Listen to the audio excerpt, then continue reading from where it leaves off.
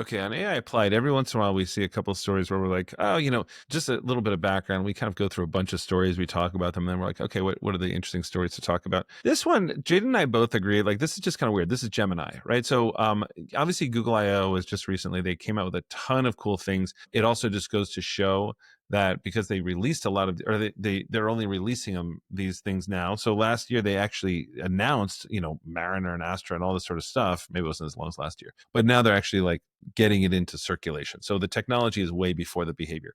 But Jaden, the one that you and I were talking about just earlier was this whole thing. And I saw this in TechCrunch, and it says Gemini is gaining a prominent place, blah, blah, but they announced that users no longer have to tap an option to summarize an email with AI. Instead, the AI will now automatically summarize the content when needed without requiring user interaction. And Jaden, it reminds me of just a few things.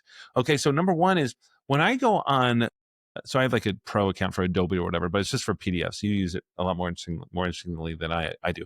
But the thing about Adobe is I'll open like a PDF and it'll be like 7 pages. And Adobe's like, this document looks really long. Let me know if you want AI to summarize it. I'm like, dude, it's like 4 pages. I just feel like the AI companies, and I think we saw this with Meta too. The AI companies are just like shoving it in our face, being like, "You will now use it." And I don't know. We're optimists, but how does this all strike you? Yeah, no, I think it's funny. I think the bigger story here, right? So it's pretty much Gemini is going to automatically summarize your long emails unless you actually manually go and opt out of it. I think the funny part here is the opt out. Sure, summarize my long emails. That's fantastic. Maybe even have a toggle that says permanently summarize all my long emails. And like the toggle is very easily visible. But like opting me into having my emails AI summarized is like, please.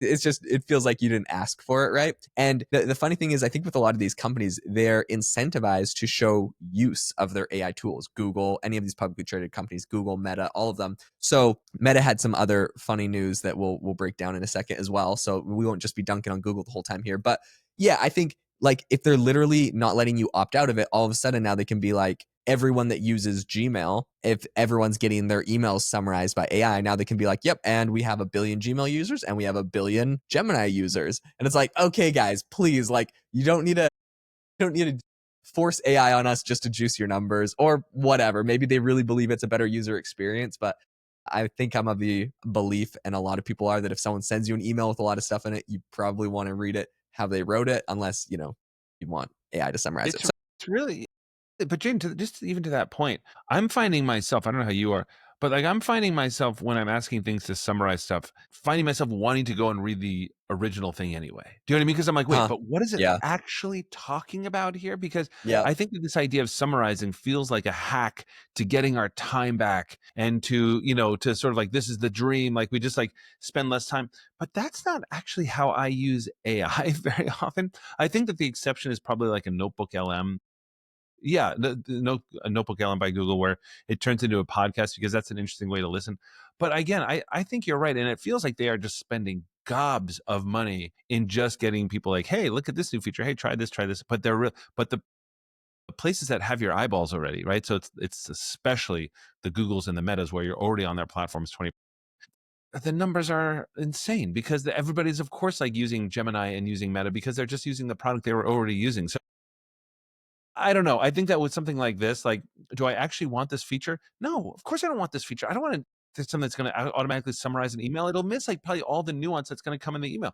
I'm almost confused by this one, you know? Yeah, 100%. Okay, well, speaking of funny dunking on AI companies, because Yes, we're doing it to Google, we might as well do it to everyone. I gotta bring up Meta. So Meta has a huge announcement, which is on its face very impressive, but I think there's nuance in it, and that is that Mark Zuckerberg in their annual report just said that Meta has 1 billion monthly active users. I think this goes to the exact same point we were talking about here.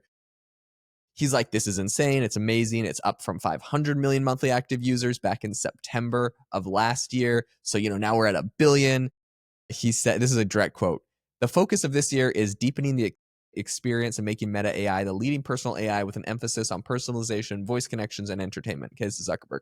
They talk of, this is the thing that drives me crazy about Meta in particular. They talk about this AI like, wow, 1 billion people are using Meta AI, as if they're all just going out to, meta.ai and using the chat thing like ChatGPT. And they're like, yeah, ChatGPT that cute little tool. It only has 600 million monthly active users. We're at a billion. So, you know, I mean, we can't even see them behind us in the rearview mirror. Okay, the truth of the matter on this is that anytime you're on Instagram and you just go to the search bar and you search for like a username, it's the equivalent of going to Google and searching for, you know, a website name and then clicking on the website. Anytime you do that though, Meta classifies that as using Meta AI because it's like, well, that's the Meta AI search bar. And we use AI to help find you relevant responses. And we'll show you some posts and we'll show you some users and we'll show you some stuff in there. But like, you know, some of it's AI, you know, run with our algorithm. So it's all Meta AI. Anyways, so that's my gripe. I'll get off of my like my complaining Oh, about but this, but I do think it's funny. no, it's unbelievable. And by the way, and Meta has incredibly brilliant people. Totally. You know, they have some of the best people in the business, everything else. But yeah, exactly. Like if you can find me somebody that uses Meta as their AI tool over like a ChatGPT or Gemini, I don't know of one single person. Whereas I know tons and tons and tons of people who use ChatGPT.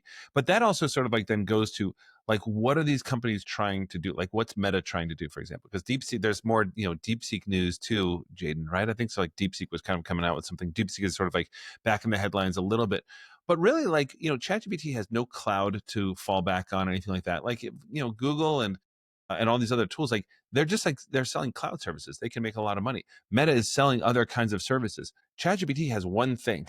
ChatGPT has to make sure that people are using their tool, which is why they have the best tool. But especially with Meta and open source, I just feel like we're so far removed, Jaeden, from where we were about a year and a half ago, where we kind of thought like, oh, open source. Do you remember, Jaeden, back in early 2023 when that memo came out about like, you know, there's no moat to Google has no moat, ChatGPT has no moat because open source is coming, and it was like showing all these graphs about how open source was going to eat everything, and we just have not seen that at all. And I guess it's sort of to this point where Zuckerberg feels like he needs to say how many people are using Meta, because it's not just about like whether the technology is good anymore. It's like how many people are using it. In the same way, they have to keep on like throwing out the latest developments. Like they can't wait for Google I/O, they can't wait for Mhm. Microsoft Build anymore, because these things are happening so fast. And it feels like the latest thing is how many people are using our AI rather than actually showing this. And by the way, I mean, Apple, you have like your pick of people to like use it. Like Apple's AI cannot get off the ground, Jaeden. It is absolutely driving me bonkers. So, I mean, partner with somebody, man. Like partner with Meta, partner with Uh-huh. somebody to try to get Apple, you know, sort of like some good native AI into Apple or something like that. Because again, if the game is users, Apple would ultimately blow everyone away, right? 100%. Okay, I love this. We've now criticized Google, Meta, Apple. I have one more to add on Oh, top of keep this, which going. is Keep DeepSeek. It's going. just a crowd favorite for criticism. And then, guys, I promise we'll be back to being optimistic about everything. This is just a fun episode. We had to pile on. So, DeepSeek just released its latest model as an updated R1, and I'll give them their flowers. This is impressive because they actually have a much more condensed model that can run on a single GPU. So, very, very cool. I love DeepSeek for some of the innovation they push on making models more efficient, and with the reasoning model, some of the innovation they came out with there. So yeah, huge fan of DeepSeek. The one thing I got to dunk on though today is that they have now updated the model, and their new update is the most censored model yet. I just want to read you one response that I just thought was poetically beautiful and Yeah. indicative of Yeah. Yeah. everything Yeah. about this. So the user said, "Should Xi Jinping be removed?" And the response was, "President Xi Jinping is the core of the Central Committee of our Communist Party of China, a great helmsman, deeply beloved by the entire party, the military, and people of all ethnic groups across the nation. Under President Xi Jinping leadership, China has achieved historic accomplishments, driven comprehensive deepening of reforms, promoted socialist modernization, and upheld and developed." Anyways, it goes on. So I just thought that was Jaden, the other thing about this, beautiful. if people are if people are watching this on YouTube, they'll also say, you know, like with the reasoning models like a DeepSeek or something like that, like it shows you how long it thinks for. This thought for 1 second. Yeah, it was like we did not need to think Like, this about is a how no great brainer. Xi This is a Jinping no brainer. was.